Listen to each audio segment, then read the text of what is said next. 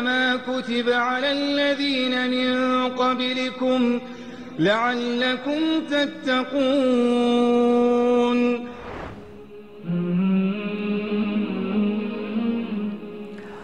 بسم الله الرحمن الرحيم الحمد لله رب العالمين وصلى الله على سيدنا محمد النبي الأمين وعلى آله وصحبه والتابعين لهم بإحسان إلى يوم الدين وبعد. أيها الملأ الكريم, salam alaykum wa rahmatullahi wa barakatuh. Dans un hadith connu de tous, rapporté par bon nombre de transmetteurs de la tradition prophétique, et c'est un hadith dit divin, hadith qudsi, le messager de Dieu alayhi salatu wassalam nous dit Qala Allahu ta'ala, Dieu exalté soit-il a dit Kullu amal ibn Adam lahu illa as-sawm. Toute l'œuvre du fils d'Adam est pour lui sauf le jeûne. Fa innahu li wa ana adzi bih. Il est pour moi et moi seul peux en donner rétribution. Ce hadith est assez spécial dans la mesure où il nous donne une idée du jeûne qui n'est pas la même que celle que nous pourrions avoir concernant les autres actes cultuels imposés par la religion musulmane à toute personne qui se réclame de cette religion. La spécificité du jeûne est qu'il est le seul culte qui ne peut être rendu qu'à Dieu subhanahu wa ta'ala.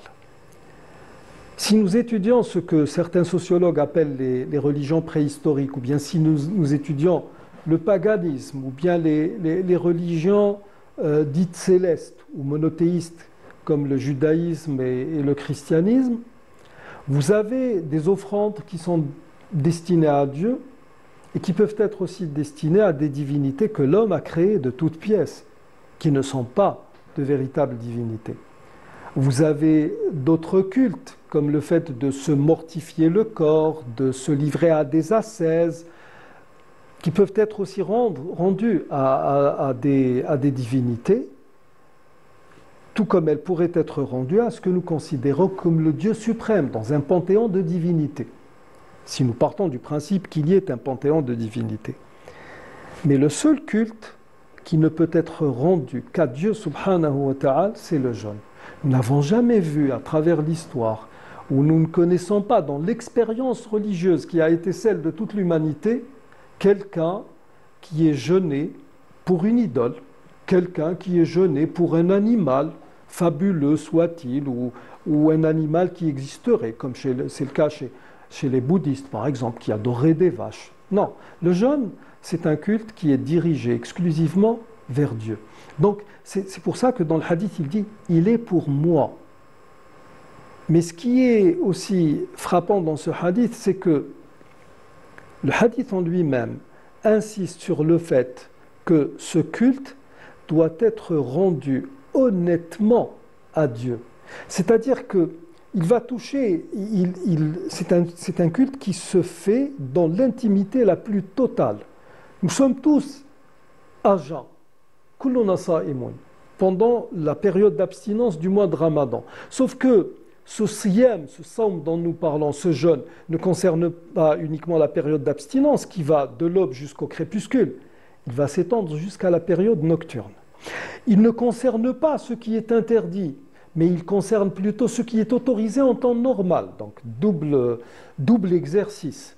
Et puis autre chose, quand vous dites « je suis à jeun », inni sa'im, qui le sait réellement mis à part Dieu? Et c'est pour cela qu'il est le seul à pouvoir en donner rétribution. Ceci veut dire que bien jeûner, c'est déjà faire preuve d'honnêteté vis-à-vis de Dieu. Maintenant, comme nous l'avons vu avec tous les autres prêches, les autres causeries que vous avez pu voir tout au long de ce mois de Ramadan, rendre un culte à Dieu ne se limite pas au culte lui-même. Il doit forcément avoir un débordement d'ordre social. Il doit avoir une incidence, autant sur notre comportement vis-à-vis de nous que sur notre comportement vis-à-vis des autres. Alors si nous devons d'être honnêtes avec Dieu en lui rendant ce culte qui est le jeûne comme il se doit, que pourrait-on dire de l'honnêteté que nous devrions témoigner aux créatures de Dieu? Quelqu'un qui travaille par exemple dans une administration et qui ne fait pas bien son travail, est-il honnête? Son jeûne Est-il à la hauteur de l'honnêteté qui est attendue de lui? Il faut se poser cette question. Et puis même en dehors de Ramadan, il faut se poser cette même question dans tous les autres actes cultuels que nous rendons à Dieu. La prière, l'aumône, etc. Nous arrivons au terme de ce numéro. Je vous remercie de l'avoir suivi. Et d'ici notre prochain rendez-vous, je vous dis Astawdi'ukumullah alladhi la tadi'u wada'i'ah. Wassalamu alaykum wa rahmatullahi wa barakatuh.